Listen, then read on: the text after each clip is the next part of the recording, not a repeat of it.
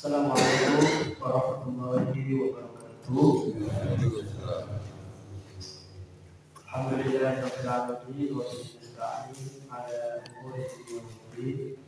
Assalatu wassalamu ala asyrafil anbiya'i wal mursalin wa ala alihi wa sahbihi wa man tabi'ahum bi ihsan ila yaumiddin. Rabbana shrah lana sadrana wa yassir lana umurana wahlul 'uqdatam min lisanina yafqahu qawlana. Rabbana zidna 'ilma warzuqna fahma. Allahumma faqihna fid-din wa 'allimna at-ta'wil. Allahumma alhimna rushdana wa'idna bika. Allahumma alhimna rushdana wa na'udzu bika min syarri anfusina. اللهم افتح لنا حكمتك وانشر علينا رحمتك من خزائن رحمتك برحمتك يا ارحم الراحمين. اللهم اخرجنا من ظلمات الوهم واكرمنا بنور الفهم وافتح علينا بمعرفه العلم وسهل اخلاقنا بالحلم واجعلنا ممن يستمعون القول فيتبعون احسنه. اما بعد. Alhamdulillah, Bapak-bapak yang dirahmati oleh Allah Subhanahu wa taala. Tentu pertama-tama marilah kita memanjatkan puji dan syukur kita kehadirat Allah Subhanahu wa taala atas segala karunia dan nikmat yang Allah berikan kepada kita semua, terutama nikmat iman, nikmat Islam dan nikmat ihsan. Semoga dengan memuji kebesaran Allah dan bersyukur kepadanya atas semua karunia tersebut, Allah tetap berkenan untuk melimpahkan karunia-Nya kepada kita semua. Amin. Salawat dan salam mari sering-sering juga kita hafalkan untuk baginda junjungan kita Nabi Muhammad sallallahu alaihi wasallam beserta keluarga beliau dan juga sahabat-sahabat beliau. Salawat-salawat yang kita hafalkan semoga menjadi wasilah bagi kita semua untuk kelak di yaumil akhir mendapatkan syafaat dari baginda Rasulullah sallallahu alaihi wasallam. Amin ya rabbal alamin. Hadirin jamaah Bapak yang dirahmati Allah Subhanahu wa taala. Alhamdulillah pada pagi hari ini setelah kita melaksanakan salat subuh berjamaah, kita bisa berkumpul bersilaturahmi untuk bersama-sama menambah ilmu dan keimanan kita. Semoga apa yang kita lakukan di pagi hari ini mendapatkan ridha dan berkah dari Allah Subhanahu wa taala. Amin ya rabbal alamin. Hadirin jamaah yang dimuliakan oleh Allah Subhanahu wa taala. Mulai pagi hari ini insyaallah kita akan mengkaji masalah-masalah keimanan melalui kitab At-Tafsirul Munir. Ini saya tunjukkan tampilannya. Ya, Tafsirul Munir. Judulnya Tafsirul Munir fil Aqidati Wasyari'ati wal Manhaj. Oleh penulisnya, kitab tafsir ini dinamakan At-Tafsirul Munir. Kalau kita terjemahkan artinya tafsir yang memberi penerangan. Di dalamnya menyangkut masalah akidah, syariah dan manhaj. Manhaj itu artinya pedoman hidup. Tafsir ini ditulis oleh seorang ulama dari Damaskus, Syria yang bernama Ustaz Dr. Wahbah Az-Zuhaili. Kalau Al-Ustaz itu di negara-negara Arab itu gelar akademik. Kalau di Indonesia itu disebutnya profesor. Profesor Dr. Wahbah Az-Zuhaili. Beliau telah wafat sekitar 6 tahun yang lalu dan meninggalkan warisan-warisan keilmuan keislaman. Salah satunya adalah kitab At-Tafsirul Munir. At-Tafsirul Munir ini termasuk salah satu tafsir yang lengkap, dalam arti tafsir yang dimulai dari surat Al-Fatihah sampai dengan surat An-Nas. Jadi kalau kita melihat bentuknya seperti ini, semuanya berjumlah 10 kitab. 10 kitab, di masing-masing kitab itu ada yang mencakup 2 juz, 3 juz, 4 juz dan lain sebagainya, sehingga lengkap mencakup 30 juz. Tentu ini merupakan contoh yang luar biasa dari dedikasi para ulama kita, di mana beliau-beliau itu di sela-sela kesibukan sehari-harinya masih meluangkan waktu untuk menuliskan kitab-kitab yang luar biasa. Untuk sosok Profesor Dr. Wahid ini beliau pakar syariah juga dan telah menulis sebuah kitab yang monumental yang berjudul Al-Fiqhul Islami wa Adillatuhu, Fikih Islam dan dalil-dalilnya. Itu terdiri dari 13 jilid, jadi banyak sekali. Kemudian beliau juga menulis tentang usul fikih al-Islami, ada 2 jilid. Untuk kitab fikih beliau itu beliau menuliskan di dalamnya masalah-masalah mulai dari masalah haram sampai dengan masalah-masalah fikih kontemporer, perbankan, kemudian hal-hal yang berkembang di dunia kontemporer kalau dibukukan atau dikaji dari sisi fikih. Insya Allah pada pagi hari ini kita akan menjadikan kitab At-Tafsirul Munir ini sebagai rujukan kita dalam salah satu forum pengajian di hari Ahad subuh seperti hari ini. Dan tentu ini menandakan bahwa alhamdulillah kita sudah menyelesaikan ngaji ya tentang kitab Al-Iman yang sejak beberapa tahun yang lalu sudah kita mulai, yang di dalamnya ada penjelasan mengenai rukun-rukun iman yang 6 itu, yaitu iman kepada Allah, iman kepada para malaikat, iman kepada Nabi dan Rasul, kemudian iman kepada kitab-kitab Allah, ada Taurat, ada Zabur, ada Injil, ada Al-Quran, kemudian iman kepada hari akhir, dan kemudian rukun iman yang ke-6 yaitu tentang iman kepada takdir Allah.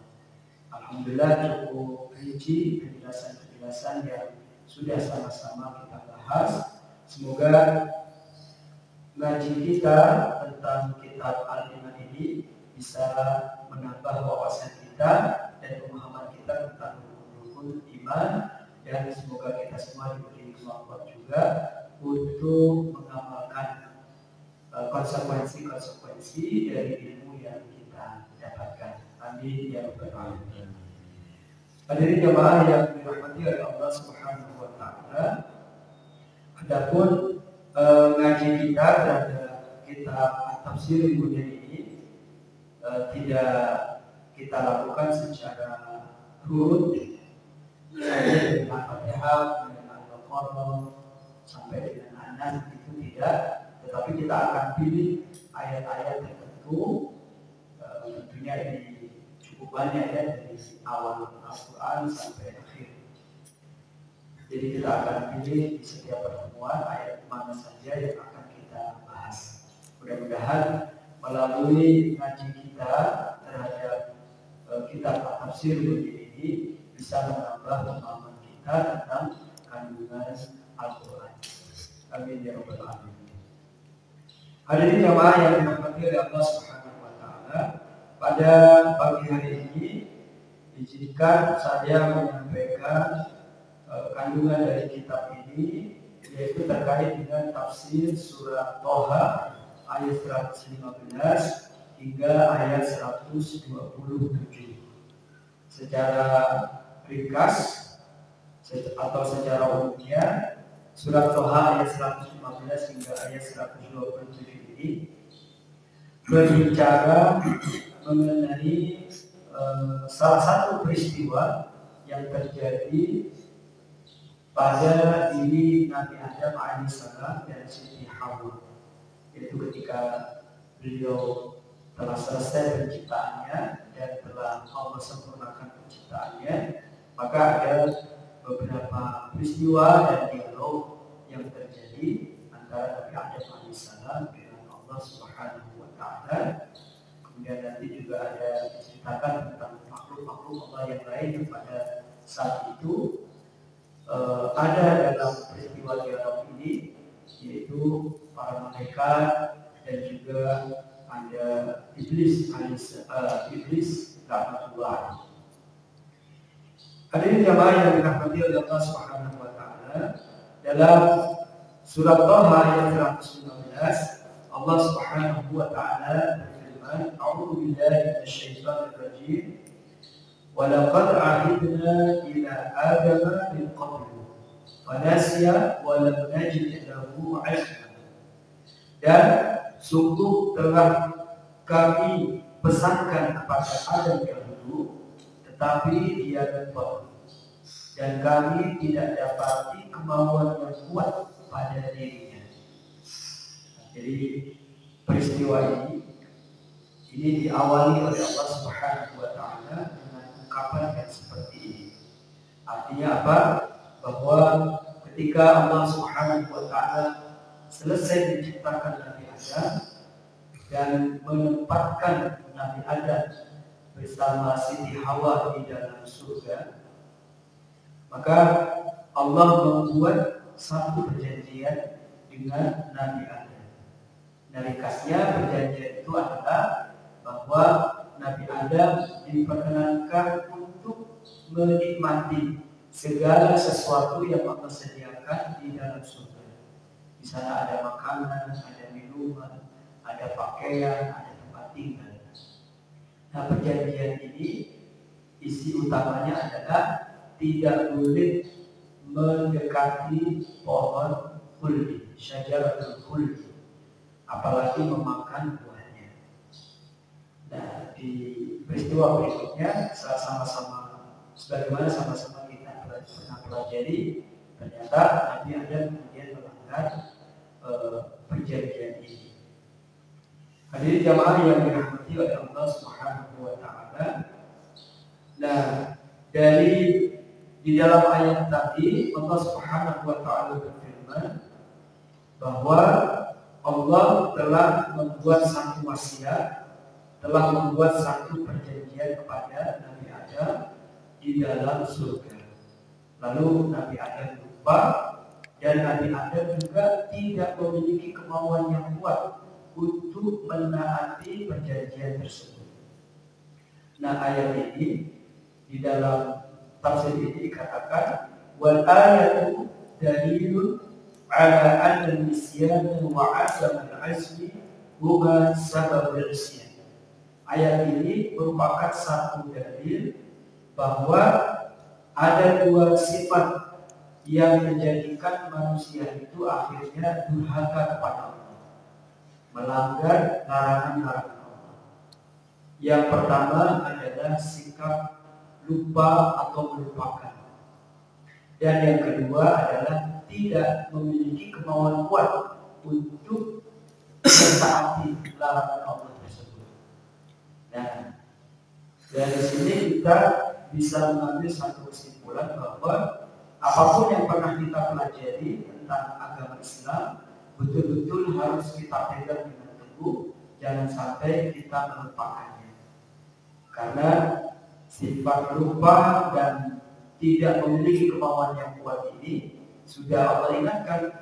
Itulah dua sifat yang dulu menjadikan kakek kita Nabi Adam alaihissalam dikeluarkan oleh Allah dari surga, kemudian ditempatkan di bumi, tempat di mana kita sekarang ini. Lalu dalam ayat ini atau dalam kitab tafsir ini dikatakan wa anna tadzakkura wa quwwatul azmi huma sababul khairi wa rusyd.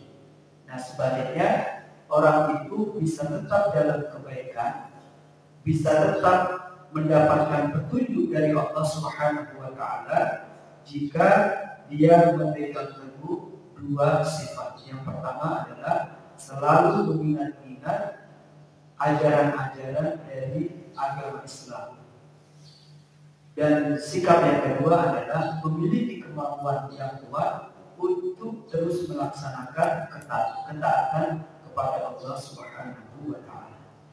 Jadi majelis-majelis ilmu dalam Islam itu penting karena salah satu fungsinya adalah untuk mengingatkan kembali kita semua supaya berpegang betul pada petunjuk hidup yang telah Allah berikan kepada kita, yaitu Al-Quran yang dikuatkan oleh petunjuk dan penjelasan dari Rasulullah SAW, yaitu sunnah-sunnah Nabi kita Muhammad SAW. Jadi harus selalu diingatkan, kemudian harus selalu dimotivasi agar selalu memiliki kemampuan yang kuat, tekad yang kuat untuk bisa istiqomah dalam beragama. Maka dalam ayat yang lain Allah Subhanahu wa taala berfirman, "Fadzakir fa inna dzikra tanfa'ul mu'minin." Maka selalu ingatkanlah, sesungguhnya peringatan itu bermanfaat bagi orang-orang yang beriman. Dalam kehidupan kita sehari-hari, dalam menjaga diri kita untuk selalu taat kepada Allah Subhanahu wa taala dan juga menjaga anggota keluarga kita supaya taat pada nilai-nilai dan ajaran Islam juga, mengingatkan ini penting, nasihat ini penting. Maka kita selalu hampir setiap hari itu mengingatkan anak-anak kita, pasangan kita, sudah sholat belum, jaga puasanya, hati-hati kalau keluar dari rumah, jaga diri dan lain sebagainya, baca doa dan lain sebagainya. Jadi mengingatkan ini meskipun apa sering kita lakukan, tapi memang seharusnya memang begitu. Tidak boleh kita mengabaikan. Nanti kalau sekali dibiarkan, kembalinya itu susah. Sekali dibiarkan tidak melaksanakan sholat, nanti kesananya akan lebih sering meninggalkan sholat. Kalau tidak sering mengingatkan diri kita dan anggota keluarga kita, misalnya untuk membaca Al-Quran juga ada target-target setiap harinya, meskipun tidak banyak, maka lama-kelamaan kita juga tidak membaca Al-Quran.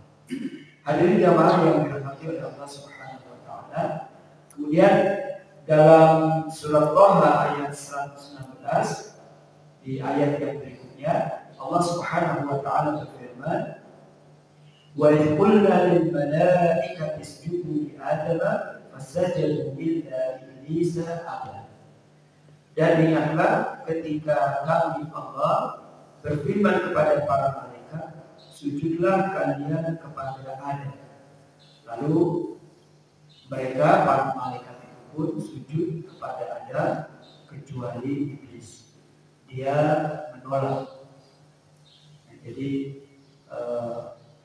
ini adalah perintah sujud, ini adalah bukan perintah untuk menyembah, bukan artinya Allah memerintahkan malaikat dan jin untuk menyembah Adam, tapi sujud ini dikatakan dalam tafsir ini adalah sujud tasyrifin wa takrimin wa tafdilin ala kathirin min khalqillah.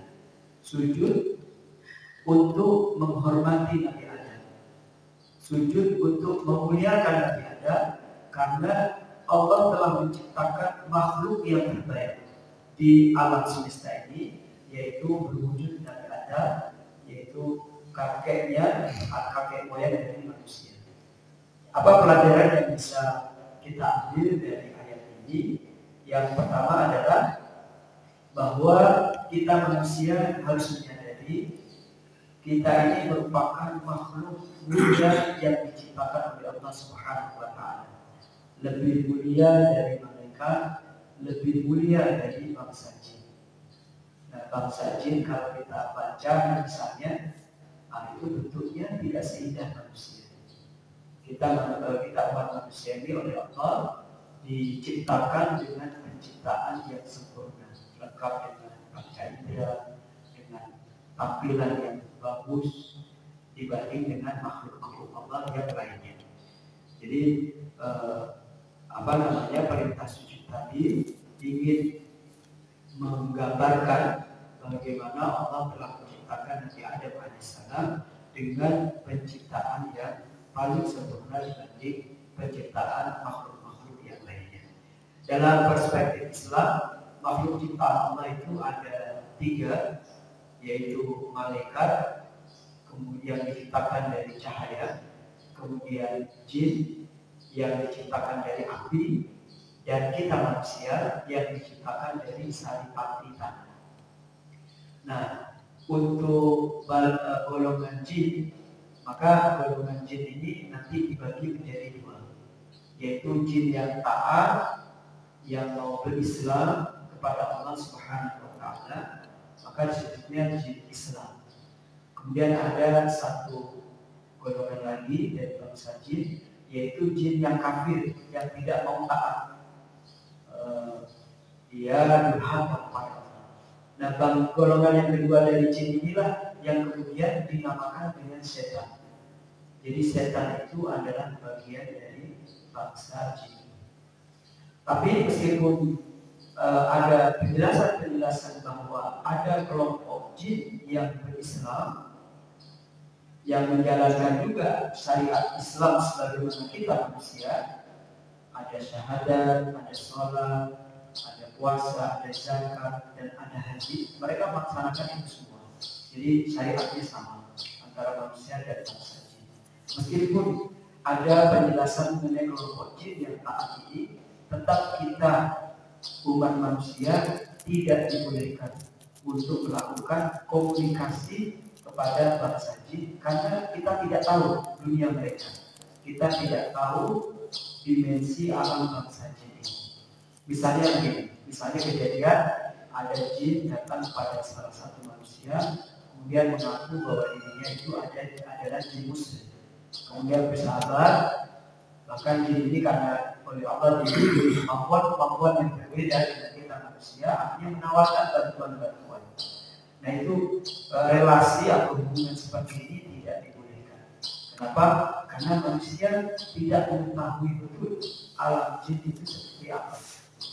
Ketika jin tersebut mengaku bahwa dirinya itu muslim, nah kita tidak tahu hakikatnya, apakah dia betul Islam atau tidak. Nah, biasanya yang Allah izinkan untuk melakukan dakwah kepada para jin ini adalah para nabi dan rasul saja. Nah, sebagaimana sejarah yang dicatat di dalam Al-Quran, bagaimana Rasulullah SAW pernah menyampaikan agama Islam kepada sekelompok bangsa jin. Maka bangsa jin ini pun di dalamnya mereka punya dai-dai juga yang menyeru bangsa mereka untuk taat kepada Allah Subhanahu wa Ta'ala. Hadirin jamaah yang dirahmati oleh Allah Subhanahu wa Ta'ala, di dalam surah Thaha ayat 119 tadi dikatakan fasajadu illa iblisa aba. Maka bersujudlah para malaikat itu kecuali satu makhluk dari bangsa jin yang kemudian oleh Allah dinamakan iblis. Iblis ini menolak, tidak mau sujud kepada Nabi Adam alaihissalam. Di dalam tafsir ini dikatakan li'annahu kana hasudan, karena iblis ini memiliki sifat pendengki, sifat iri. Jadi iblis ini merasa bahwa seharusnya dia yang dimuliakan oleh Allah Subhanahu wa Ta'ala, karena sebagaimana dijelaskan dalam ayat lain, iblis ini ditanya oleh Allah Subhanahu wa Ta'ala, kenapa engkau tidak mau sujud kepada Nabi Adam? Iblis mengatakan, bagaimana saya mau bersujud kepada Adam? Khalaqtani min nar wa khalaqtahu min tin. Engkau telah menciptakan aku dari api, sementara engkau ya Allah hanya menciptakan Nabi Adam ini dari saripati tanah. Jadi jin ini merasa bahwa sifat dasar atau asal penciptaannya ini yaitu api lebih mulia dari tanah. Nah, dari sini kita bisa mengambil satu pelajaran bahwa kita pun demikian, dari manapun usul kita, dari manapun nasab kita, bahkan mungkin pangkat dan golongan dalam kehidupan kita sehari-hari bersama manusia itu setinggi apapun, maka kita dilarang untuk merasa lebih baik dari manusia yang lainnya, karena sifat merasa lebih baik ini nanti bisa melahirkan sifat dengki sebagaimana yang dimiliki oleh iblis. Kenapa iblis dengki? Yang pertama tadi dia merasa lebih mulia daripada Adam karena diciptakan dari api. Kemudian iblis juga melihat bahwa Nabi Adam ini betul-betul telah dianugerahi Allah, dikarunia Allah dengan kelebihan-kelebihan melebihi kelebihan-kelebihan yang sudah Allah berikan kepada dirinya, kepada diri iblis. Hadirin jamaah yang dirahmati oleh Allah Subhanahu wa taala. Kemudian dalam surah Taha ayat 117 ayat yang berikutnya Allah berfirman, "Faqulna ya Adam inna hadha aduwwun laka wa li zawjika fala yukhrijannakuma minal jannati fatashqa." Kemudian kami Allah berfirman, "Wahai Adam, sungguh iblis ini merupakan musuh bagimu dan musuh bagi istrimu. Maka sekali-kali jangan sampai dia, iblis, mengeluarkan kalian berdua dari surga, nanti engkau akan celaka." Jadi sejak saat itu Allah Subhanahu wa taala mengingatkan kepada Nabi Adam bahwa iblis ini akan selalu berusaha untuk menjerumuskan manusia. Jadi kalau kita simpulkan, kenapa manusia itu tidak taat kepada perintah-perintah Allah, kenapa manusia itu bisa melanggar larangan-larangan Allah, maka ada dua faktor. Faktor yang pertama adalah faktor internal yang ada pada diri manusia, yaitu hawa nafsu, dan faktor yang kedua adalah faktor eksternal yang ada di luar diri manusia, yaitu iblis dan bala tentaranya, yaitu setan. Maka dalam ayat lain Allah Subhanahu wa taala mengingatkan kita bahwa jadikanlah setan itu sebagai musuh kalian, karena sesungguhnya setan itu akan menggoda diri kalian. Nah, artinya kita harus waspada betul dua faktor ini, yaitu faktor internal hawa nafsu yang Allah ciptakan di dalam diri kita, dan juga faktor eksternal yaitu godaan-godaan dari setan. Kalau kita menyadari itu, insya Allah kita lebih waspada untuk menjaga keimanan kita, untuk bisa selalu taat pada perintah-perintah Allah, dan untuk bisa selalu menjauhi larangan-larangan Allah Subhanahu wa taala. Di dalam ayat 117 tadi Allah menegaskan sesungguhnya iblis itu adalah musuh bagi engkau wahai Adam dan musuh bagi istri kamu. Maka jangan sekali-kali iblis nanti bisa mengeluarkan kalian berdua dari surga. Kalau kalian berdua dikeluarkan dari surga karena melanggar larangan Allah, engkau akan celaka, engkau akan merasakan kesusahan. Hal ini diingatkan oleh Allah Subhanahu wa taala karena apa? Nah, di ayat yang berikutnya yaitu ayat 118 dan ayat 119 Allah berfirman, "Inna laka alla tajua fiha wa la ta'ra." Sungguh ada jaminan untukmu wahai Adam di sana, yaitu di dalam surga, engkau tidak akan kelaparan dan tidak akan kenyang. Jadi di surga ini, tempat asal manusia ini, Allah telah menyiapkan segalanya, makanan, pakaian, kemudian juga minuman dengan segala macam dan jenisnya, termasuk juga tidak merasa kepanasan. Kalau di bumi ini ada matahari, ya, ada musim panas. Apalagi di negara-negara Arab itu, kalau sudah musim panas bisa mencapai 40 derajat Celcius, 45 bahkan sampai 50. Nah itu juga salah satu perbedaan kehidupan di dunia dan kehidupan di surga. Maka di ayat 119 ayat yang terakhir Allah berfirman, wa annaka la tadma'u fiha wa la tadhha. Dan sungguh di sana, yaitu di surga, engkau wahai Adam tidak akan merasa dahaga dan tidak akan ditimpa panas. Nah di dalam kitab tafsir ini dikatakan inna usulal mata'i di dunia. Jadi yang membuat manusia itu harus bersusah payah di dunia itu yaitu karena 4 hal tadi. Pertama, dia harus memperoleh sesuatu yang bisa memenuhi kebutuhan laparnya, mencari makan. Yang kedua adalah al-kiswah atau pakaian. Nah, dia manusia ini kan dilahirkan ke dunia ini dalam keadaan telanjang. Maka orang tuanya dan diri sendiri dan juga nanti manusia ketika dia dewasa, dia bertanggung jawab pada pakaian yang harus dia pakai dan juga pakaian yang harus dipakai oleh anak keturunannya. Kemudian yang ketiga adalah kebutuhan akan minuman. Kalau di zaman dulu mungkin sungai-sungai masih jernih.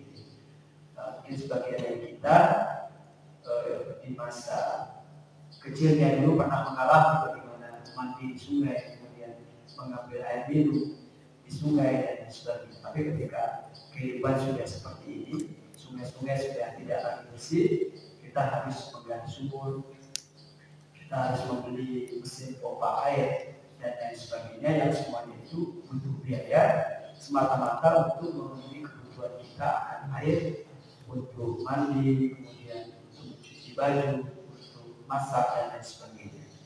Kemudian kebutuhan yang keempat yaitu tempat tinggal supaya kita tidak terkena panas, tidak terkena hujan dan lain sebagainya. Jadi ini semuanya sudah fitrah yang Allah ciptakan, yang sebenarnya dulu di surga semua kebutuhan tadi yaitu makan, minum, baju dan tempat tinggal itu sudah disediakan oleh Allah Subhanahu wa ta'ala. Hadirin jamaah yang dirahmati oleh Allah Subhanahu wa ta'ala, jadi Allah mengingatkan kepada Nabi Adam alaihissalam agar menjaga diri supaya tidak tergoda oleh bisikan-bisikan setan. Karena kalau sudah tergoda, nanti Allah akan turunkan hukuman dengan mengeluarkan dirinya dari surga. Jadi sudah diberitahu dulu oleh Allah Subhanahu wa ta'ala. Hadirin jamaah yang dirahmati oleh Allah Subhanahu wa ta'ala. Kemudian dalam surah Thaha ayat 120, yaitu ayat yang berikutnya, Allah Subhanahu wa ta'ala berfirman, "Fawaswasa ilaihi syaitan qala ya Adam hal adulluka 'ala syajaratil khuldi wa mulkin la yablaa." Kemudian setan membisikkan pikiran jahat kepada Nabi Adam dengan berkata, "Wahai Adam, maukah aku tunjukkan kepadamu pohon khuldi atau pohon keabadian dan kerajaan yang tidak akan binasa." Jadi Jadi meskipun Nabi Adam sudah dikasih tahu oleh Allah Subhanahu wa ta'ala diganti pohon khuldi, tapi rupanya di sini punya kemauan yang kuat ini, terus menggoda Nabi Adam.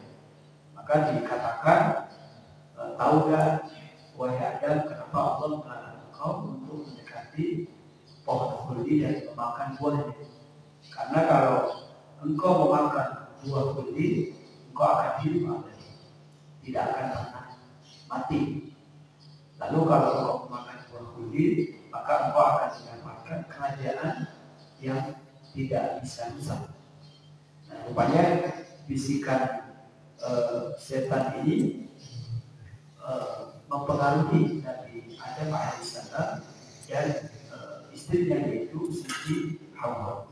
Maka di dalam ayat yang lain yaitu surat Al-A'raf ayat 7. Allah berfirman, wa qasamahuma inni lakuma minan nasihin. Dan iblis bersumpah kepada keduanya, yaitu Adam dan Hawa, saya ini betul-betul orang yang memberi nasihat untuk kalian berdua. Nah, ini menjadi gambaran buat kita dalam hidup ini. Kita berhati-hati dengan bujukan hawa nafsu dan bujukan setan. Nah, biasanya kalau kita ingin meninggalkan ketaatan, tidak sholat, tidak membayar zakat, tidak puasa, tidak berhaji meskipun mampu, nah itu biasanya setan ini membuat gambaran-gambaran ini. Sayang, ini misalnya, sayang kalau kamu berhaji kan biayanya mahal, lebih baik diberi tanah nanti buat investasi dan lain sebagainya. Atau orang-orang yang tertuju untuk melakukan hal-hal yang diharapkan oleh Allah Subhanahu wa Ta'ala. Misalnya dibisikkan ke dalam hatinya, gaji kamu kecil kalau kamu tidak melakukan perbuatan-perbuatan misalnya merubah data, memanipulasi data, korupsi dan sebagainya, kamu tidak akan pernah cukup. Nah, bisikan-bisikan seperti ini biasanya yang dibisikkan oleh setan kepada manusia supaya manusia itu terjerumus sehingga tidak taat pada perintah-perintah Allah, sehingga tergoda untuk melakukan hal-hal yang diharapkan oleh Allah Subhanahu wa Ta'ala. Hadirin jamaah yang dirahmati oleh Allah Subhanahu wa Ta'ala, tentang pohon khuldi ini ada sebuah penjelasan dari Rasulullah SAW dalam sebuah hadis beliau. Hadis ini diriwayatkan oleh Imam Ahmad dan Imam Abu Dawud At-Tayalisi, yang diriwayatkan oleh sahabat yang bernama Abu Hurairah radhiyallahu anhu. Dalam hadis ini Rasulullah SAW bersabda, "Inna fil jannati syajaratan yasiru raqibu fi dhilliha mi'ata 'amin ma yaqta'uha wa hiya syajaratul khuld." Rasulullah SAW bersabda, sesungguhnya di dalam surga itu ada sebuah pohon yang jika orang menaiki kuda dan mengelilingi sekeliling dari pohon tersebut selama 100 tahun, maka dia tidak akan mampu menyelesaikan perkara tersebut. Nah, itu gambaran yang diberikan oleh Rasulullah kepada kita tentang pohon khuldi yang ada di surga. Hadirin jamaah yang dirahmati oleh Allah Subhanahu wa Ta'ala. Lalu dalam ayat berikutnya, yaitu ayat ke-121, Allah Subhanahu wa Ta'ala berfirman, "Fa'akala minha fabadat lahuma sawatuhuma wa tafiqa yahsimani 'alayhima min waraqil jannah wa 'asa Adam rabbahu faghawa." Allah berfirman, lalu keduanya, yaitu Nabi Adam dan Siti Hawa, memakannya, yaitu memakan buah khuldi. Maka tampaklah oleh keduanya aurat mereka berdua. Jadi sekali mereka menggigit buah khuldi itu, langsung pakaian surga yang dipakai oleh Nabi Adam dan Hawa itu langsung hilang. Jadi mereka berdua terlihat auratnya atau telanjang. Dan mulailah keduanya, yaitu Nabi Adam dan Siti Hawa, menutupi aurat mereka dengan daun-daun yang ada di surga. Jadi ketika pakaiannya itu, tentu pakaian surga digambarkan oleh hadis Rasulullah itu terbuat dari sutra yang terbaik. Jadi nanti di surga baik laki maupun wanita itu pakaiannya adalah sutra yang terbaik. Namun di dunia ini sutra hanya boleh dipakai oleh kaum wanita, tidak boleh dipakai oleh kaum laki-laki. Maka hati-hati juga kita kalau membeli bahan pakaian, kalau tidak jelas di dalamnya tertulis dibuat dari bahan sutra, maka kita kaum laki-laki tidak boleh memakainya. Harus ambil bahan yang di dalamnya tidak ada sutra, karena sutra ini lembut sekali. Saya pernah membaca dalam sebuah kajian fikih yang kita dikatakan kenapa laki-laki ini tidak boleh menggunakan pakaian sutra, karena saking lembutnya itu memicu sisi feminin yang ada pada diri manusia. Jadi nanti manusia laki-laki yang memakai pakaian sutra ini nanti sifat kewanitaannya akan muncul, dan itu enggak boleh. Maka di dalam Islam pun ada aturan untuk menjaga pergaulan. Laki-laki ini tidak boleh banyak-banyak bergaul dengan wanita. Mungkin dalam keadaan yang proporsional, gitu ya. Misalnya di kantor, kan, mungkin dari pekerja lain dari kaum wanita ini yang boleh. Tapi harus menjaga intensitasnya. Kalau tidak perlu, misalkan tidak berkomunikasi, karena sifat-sifat wanita ini bisa memicu untuk membuka sifat wanita yang besar pada diri kaum laki-laki. Kalau kaum laki-laki ini sifat wanitanya itu terlalu dieksplor gitu ya. Misalnya ada laki-laki bagi bergaul dengan kaum wanita saja, maka lama-lama dia sifatnya perilakunya mirip kaum wanita. Nah, mohon maaf, dalam bahasa Arab itu al-khunsa itu banci ya. Secara fisik laki-laki tapi perilakunya kayak wanita. Itu salah satunya dipicu oleh pergaulan yang berlebihan dengan kaum wanita. Demikian juga pakaian yang terbuat dari sutra tadi. Dan di dalam ayat ini, yaitu ayat ke-121, setelah Nabi Adam dan Hawa memakan buah kuldi, maka pakaian yang dikenakannya tadi hilang, dan keduanya kemudian mengambil dari dalam surga untuk menutupi auratnya. Artinya Allah mulai menghukum mereka berdua karena sudah melanggar perjanjian yang sudah disebutkan sebelumnya, yang sudah ditetapkan sebelumnya antara Allah dan diri mereka berdua. Nah, ketika mereka telah memakan buah kuldi, kemudian pakaian surganya diambil oleh Allah Subhanahu wa taala, maka dinyatakan di dalam ayat ini wa asa Adam rabbahu faghwa. Maka telah durhakalah Adam kepada Tuhannya dan dia telah tersesat. Jadi ketika manusia melanggar perintah larangan Allah, maka disitulah dia mulai meninggalkan Allah Subhanahu wa taala. Na'udzubillahi min dzalika. Hadirin jamaah yang dirahmati oleh Allah Subhanahu wa taala, ada sebuah hadis yang menarik yang diriwayatkan oleh Imam Bukhari dan Imam Muslim. Hadis ini juga diriwayatkan oleh sahabat Abu Hurairah radhiyallahu anhu, di mana Rasulullah sallallahu alaihi wasallam pernah bersabda, "Hajja Musa di alam ruh." Ketika Nabi Musa bertemu dengan Nabi Adam, itu Nabi Musa protes kepada Nabi Adam.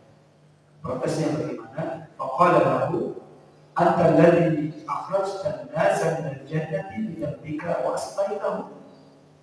Wahai ayahanda Adam, Andakah yang telah mengeluarkan manusia dari surga karena dosa Anda, dan Anda telah membuat manusia itu menjadi sengsara.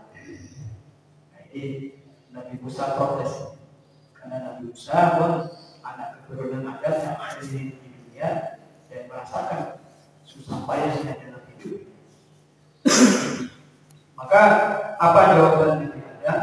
Qala Adam ya Musa, anta alladhi istafaka Allah bi risalatihi wa bi kalamihi ataluni ala amrin katabahu Allah alayya qabla an yakhluqani aw qadarahu Allah alayya qabla an yakhluqani.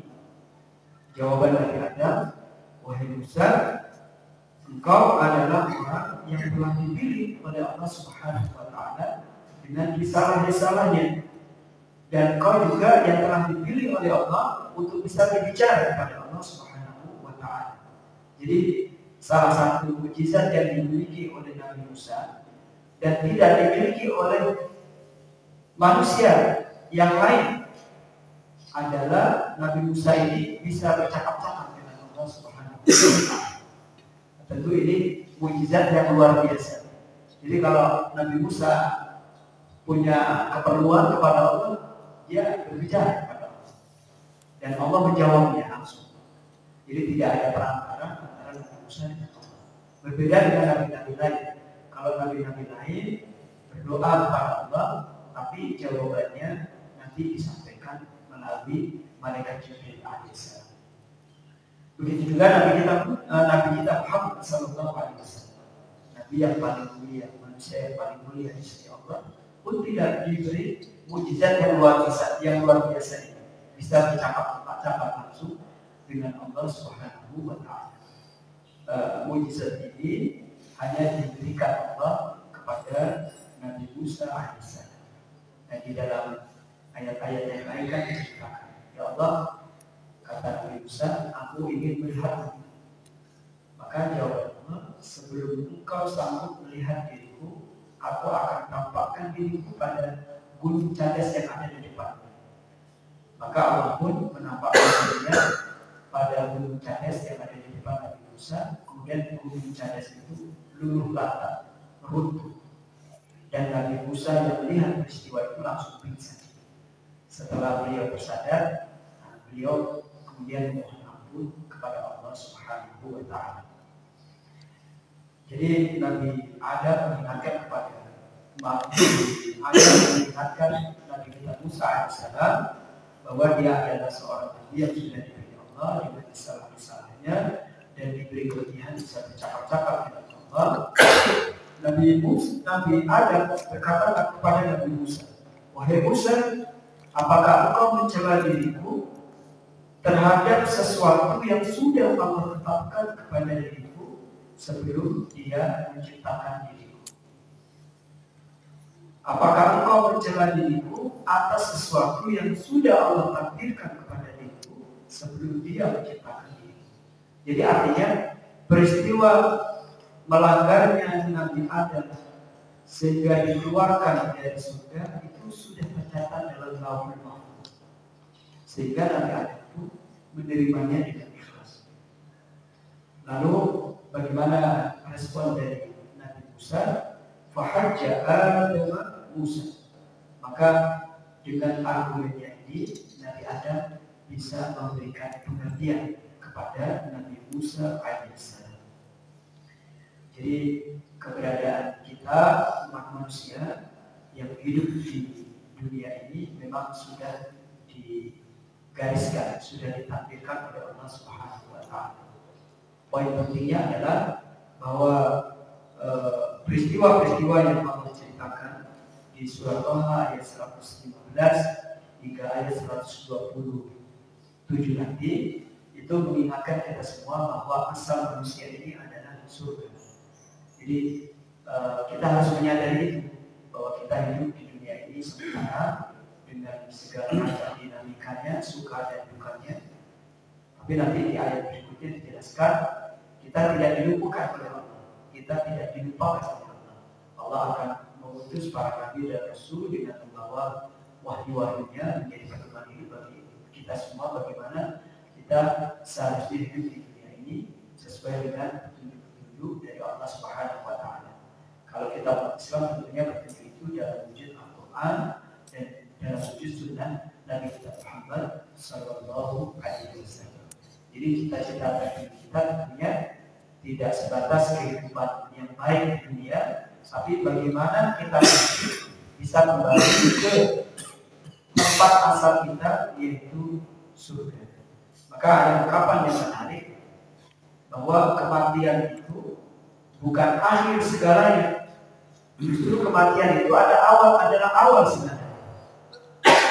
Bagaimana nasib kita setelah kematian? Nah, itu yang harus kita pikirkan.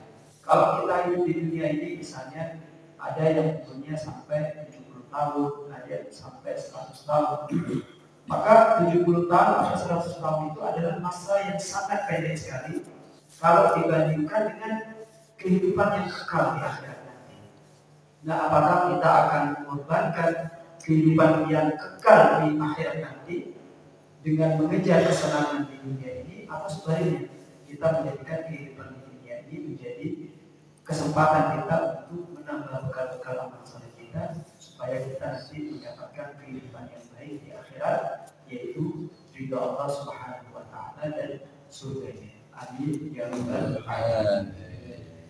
Hadirin jamaah yang dirahmati oleh Allah Subhanahu wa taala, pembahasan kita baru sampai ayat 121 tentang tema yang kita bahas ini. Insya Allah di pertemuan yang akan datang kita akan lanjutkan ke ayat 122 hingga ayat 127 sehingga kita bisa memiliki pemahaman yang lengkap tentang peristiwa besar yang Allah jelaskan di dalam Al-Quran. Demikian apa yang bisa kita bahas pada pagi hari ini. Sebelum kita tutup bagi kita di pagi hari yang berberkah ini, barangkali ada tambahan atau pertanyaan dari bapak-bapak sekalian, dipersilakan. Jika belum ada, tapi Ustaz, saya nanya, iblis tadi kan Allah memerintahkan tidak ada satupun makhluk yang mengelak dari perintah Allah ya. Cuma iblis doang gitu. Ketika suruh sujud kepada Nabi Adam. Nah, menurut saya, nah si iblis ini tidak mengenal itu baik. Nah, si malaikat ini mengenal baik. Mungkin Allah menciptakan si iblis ini tidak mengenal baik. Itu baik itu kan sujud. Itu perintah ini yang kita tafsirkan Allah itu maha, segala maha. Tak ada satupun makhluk yang, jangankan makhluk yang bernyawa, daun kering aja tanpa seizin dia itu tidak bisa jatuh. Itu menurut tafsir saya. Nah, itu menurut Ustaz bagaimana yang saya katakan si iblis itu tidak mengenal baik, hanya mengenal yang tidak baik. Menurut Ustaz gimana? Terima kasih atas pertanyaannya. Kalau sudah menyangkut alam gaib ini berat, harus berhati-hati juga. Jadi artinya melalui ayat-ayat tadi Allah Subhanahu wa taala menjelaskan kepada kita tentang penyebabnya kenapa iblis itu tidak mau sujud. Kalau dalam surat Thaha ayat 106 dikatakan dia menolak, dan para ulama menafsirkan menolaknya itu karena ada perasaan dengki. Wallahu a'lam. Tentu iblis tahu mana yang baik dan mana yang buruk. Kenapa? Karena kalau iblis ini tidak mengetahui mana yang baik dan mana yang buruk, dia tidak akan menggoda manusia. Nah, dia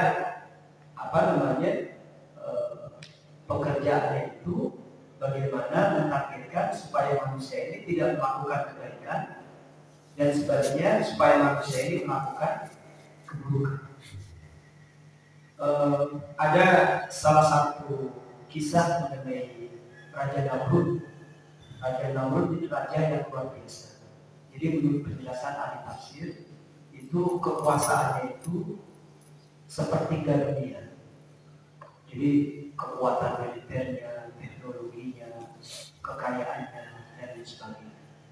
Tapi nikmat Allah yang sedemikian besar itu menjadikan dirinya sombong, sehingga dia kemudian menganggap dirinya Tuhan dan mampu merasa mampu melakukan apa saja.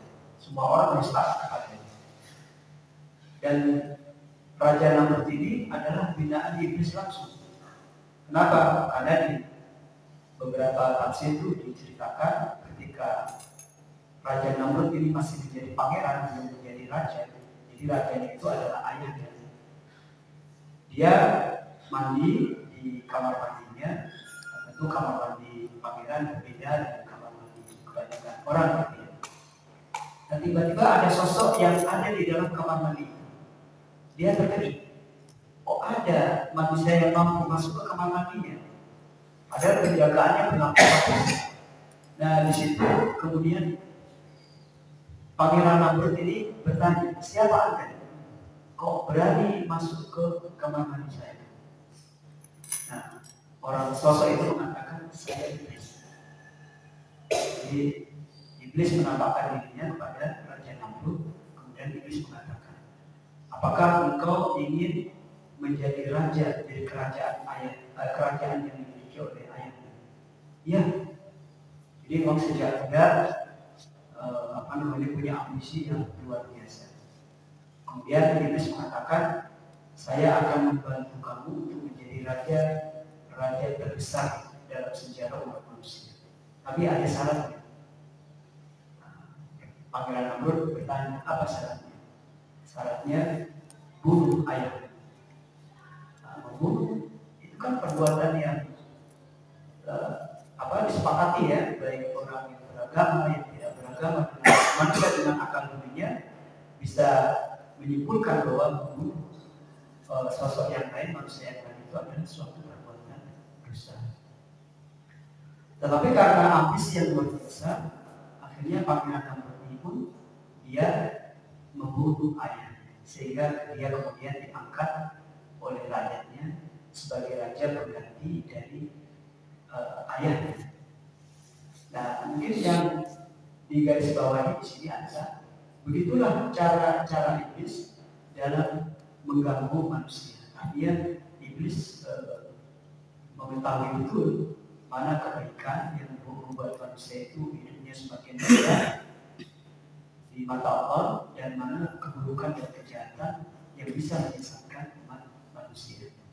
Nah, setelah itu iblis mengajarkan banyak ilmu-ilmu yang membuat Raja Namrud ini memiliki kekuatan yang luar biasa, baik kekuatan materi, fisik maupun ilmu-ilmu sihir dan lain sebagainya, sehingga dia bisa menguasai sepertiga wilayah yang ada di dunia.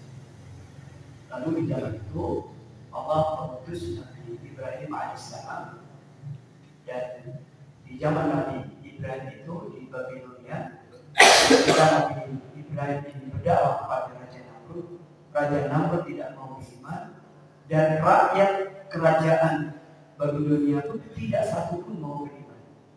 Yang mau beriman hanya keponakan dari Nabi Ibrahim alaihissalam, yaitu yang bernama Lut, yang nanti diangkat menjadi Nabi dan Rasul juga, yaitu Nabi Lut.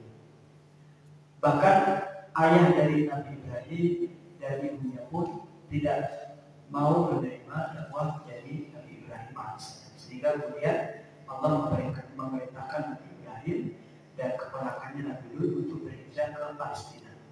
Nah, di sanalah kemudian Nabi Ibrahim berdakwah, sehingga anak keturunan Nabi Ibrahim kemudian ada di negeri Palestina, kemudian juga ada di negeri Jazirah Arabia melalui keturunan beliau, yaitu Nabi Ismail alaihissalam. Dan dari mereka berdua nanti lahir nabi-nabi dan rasul-rasul setelahnya, hingga Nabi Muhammad SAW yang merupakan keturunan dari Nabi Ismail yang ditempatkan di Mekah, yang ceritanya atau kisahnya sering kita dengar ketika kita memperingati Idul. Jadi begitu Bapak yang saya pahami. Jadi di sini tahu betul mana kebaikan dan mana keburukan, dan karena sifat dengkinya itu, karena melihat bahwa Allah telah memberikan banyak kelebihan pada diri Nabi Adam alaihissalam. Jadi ada dua faktor kenapa iblis kemudian tersesat. Pertama dengki, dan yang kedua sombong. Sombong karena dia merasa dirinya terbuat dari materi yang lebih mulia, yaitu api, sementara Adam dari saripati tanah. Nah, kalau bangsa jin ini yang iblis berasal dari golongan bangsa jin ini kan punya kelebihan-kelebihan yang tidak dimiliki oleh manusia. Ya, kalau kita butuh motor untuk ke Cisauk gitu ya, kita butuh Grab untuk ke Cikarang kan. Jadi kalau bangsa jin nggak perlu, dia jalan aja karena memiliki kekuatan-kekuatan kemampuan yang tidak dimiliki oleh umat manusia, kita anak keturunan ada. Jadi kesombongan tersebut dan juga perasaan dengki ini kan definisinya kalau ada orang diberi Allah rezeki, diberi Allah kelebihan, terus kitanya sakit hati, auzubillah. Dan tidak hanya sakit hati, kita pinginnya kelebihan itu, rezeki itu dicabut lagi dari orang tersebut. Makanya ada anekdot itu kan, ada 3 orang diberi pilihan dan pilihan atau permintaan itu akan dikabulkan. Kalau orang Jepang mintanya begini, kalau orang Inggris mintanya begini. Nah, bangsa kita ini di anekdot tersebut digambarkan jelek gitu ya. Mintanya apa? Mintanya 2 orang tadi dikembalikan ke tempat bersama lagi. Itu gambaran dari dengki dari sana ya. Tapi insya Allah itu tidak tepat ya. Tidak menggambarkan diri kita sebagai orang Islam. Jadi di antara pelajaran penting di sini adalah kita berlindung diri kepada Allah Subhanahu Wa Taala dan juga mendidik membina diri kita supaya dijauhkan dari 2 sifat ini, yaitu sifat dengki dan juga sifat sombong. Jadi itu Pak komentar saya dari apa yang tadi Bapak sampaikan. Mohon maaf atas segala kekurangan dan kekhilapan. Kita tutup dengan membaca hamdalah. Alhamdulillah. Subhanallah wa bihamdihi astaghfiruka wa atubu ilaik. Assalamualaikum warahmatullahi wabarakatuh.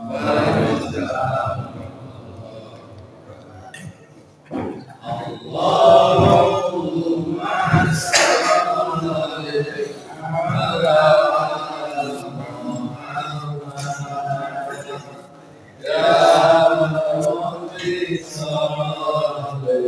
ala